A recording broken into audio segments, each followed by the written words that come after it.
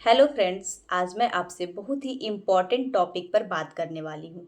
अगर आप भी चाहती हैं कि आपको सर्वगुण संपन्न और स्वस्थ सुंदर पुत्र हो, तो आपको ऐसे में क्या करना चाहिए। तो आपको अगर पुत्र नहीं होता है तो आप मेरे वीडियो को पूरा ज़रूर देखिए। आपको इस वीडियो में पुत्र प्राप्ति के एकदम सटीक, एकदम 100% ट्रू उपाय बताया गया है जो मैंने खुद अपनाया। अगर आपको मेरा एक्सपीरियंस चाहिए तो मेरे कमेंट बॉक्स में आप कमेंट ज़रूर करिएगा, मैं उस टॉपिक पे वीडियो ज़रूर बनाऊंगी। वैसे आजकल तो कोई भी बेटा और बेटे में कोई भी अंतर नहीं करता है, लेकिन हर औरत का, हर एक परिवार का ये लालसा होता ही होता है कि उन्हें बेटा और बेटी दोनों भी हो। और हो भी क्यों ना, क्योंकि हमारा परिवार तभी पूरा होता है जब बेटे और बेटियां दोनों होती हैं, तभी हमारा परिवार पूरा होता है। हमारे घर में बेटे का होना जरूरी है, उतना ही हमारे घर में बेटियों का भी होना जरूरी है। बेटे जो हमारे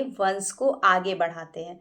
हर माँ बाप का सपना होता है कि उन्हें एक बेटा हो। इस टॉपिक पर लोगों की सोच बहुत गलत है। अगर जो औरत बेटा चाहती है तो लोग उसे गलत समझते हैं, लेकिन ऐसा बात बिल्कुल भी नहीं है कि अगर वो औरत बेटे की चाह रखती है तो उसके मन में बेटी के लिए गलत भावना है। हर किसी को बेटा और बेटी दोनों की चाह रहती है। बहुत लोग इस टॉपिक पे बहुत बड़ी बड़ी बातें करते हैं कि हम बेटे और बेटियों में अंतर नहीं करते हैं, हमें नहीं चाहिए बेटा, बेटे तो लात मार के बाहर निकाल देते। तो ऐसा बिल्कुल भी नहीं है। वो आपके परवरिश पे डिपेंड करता है। अगर आपकी परवरिश अच्छी है तो आपका बेटा भी अच्छा होगा। घर में बेटे और बेटियां दोनों के रहने से ही खुशहाली होती है। और आपका ये सोचना बिल्कुल गलत है कि बेटा बुढ़ापे में लात मार देगा, बुढ़ापे में पानी नहीं देगा।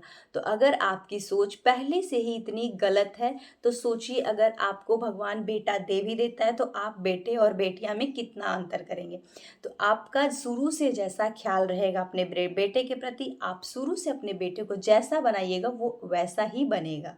अगर आप किसी भी पेड़ को लगा करके उसको जितना प्यार से सींचोगे वो आपको फल ही देगा। अगर आप किसी पेड़ को लगा करके ऐसे ही छोड़ दोगे तो वो सूख जाएगा, वो सूख ही जाएगा। तो दुनिया में कोई भी व्यक्ति सेम नहीं होता है। अगर बेटे खराब होते हैं तो बेटियां भी खराब होती हैं। अगर बेटे लात मार सकते हैं तो बेटियां भी लात मार सकती हैं।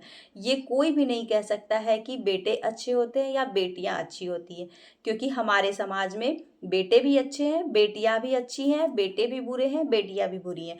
तो आप अपनी तरफ से पूरी कोशिश करें कि अपने बेटे को अच्छी परवरिश। विश्व में अरबों की जनसंख्या है, लेकिन कोई भी एक जैसा नहीं है।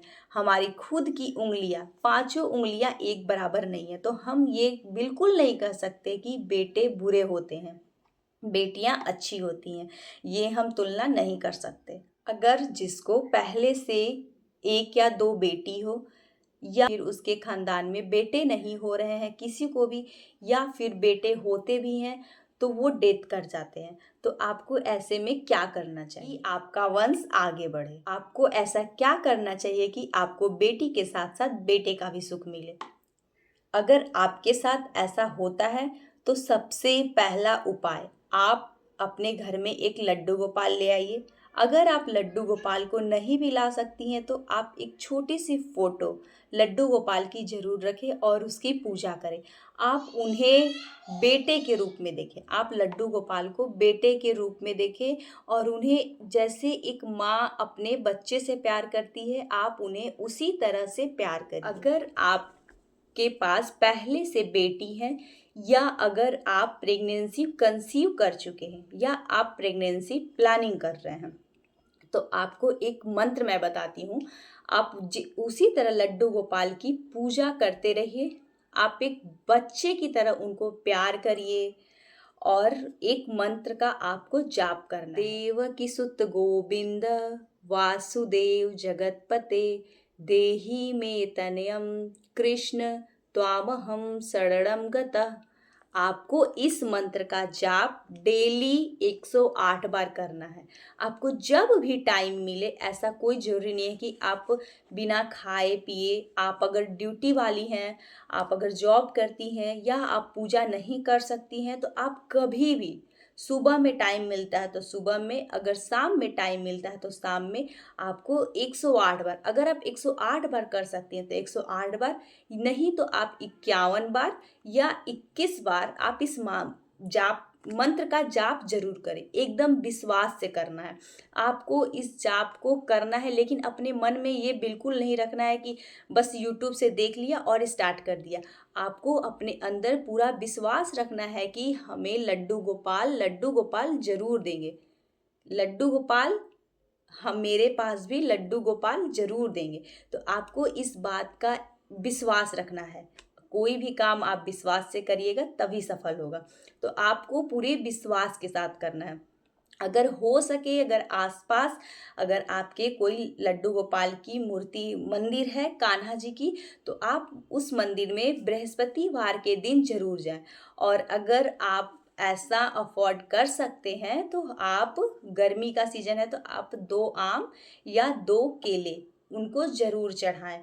अगर आप डेली जा सकती हैं तो डेली जाएं, अगर आप डेली नहीं जा सकती हैं तो आप थर्सडे के दिन ज़रूर जाएं और उनके मंदिर में जा कर के आप एकदम दिल से उनको अपना बात बताइए और उनको केले का प्रसाद या आम का प्रसाद जरूर चढ़ाएं और अपने दिल की बात उनसे जरूर कहें और एकदम विश्वास के साथ आप उनकी पूजा करिए, आप उनकी सेवा करिए, आपको लड्डू गोपाल जरूर मिलेंगे। आपको एकदम विश्वास रखना है कि आपकी पूजा व्यर्थ नहीं जाएगी। और दूसरी बात, अगर आपको अच्छी संतान चाहिए तो आप कभी भी दिन में रिलेशन ना बनाएं।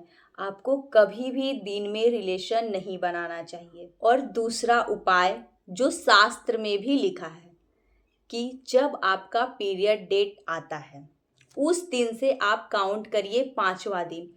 जो आपका 5वां दिन होता है उस दिन आपको बाल धोकर नहा लेना है और बाल धोकर नहाने के बाद आपको जो 5वां दिन है उस दिन रिलेशन नहीं बनाना है।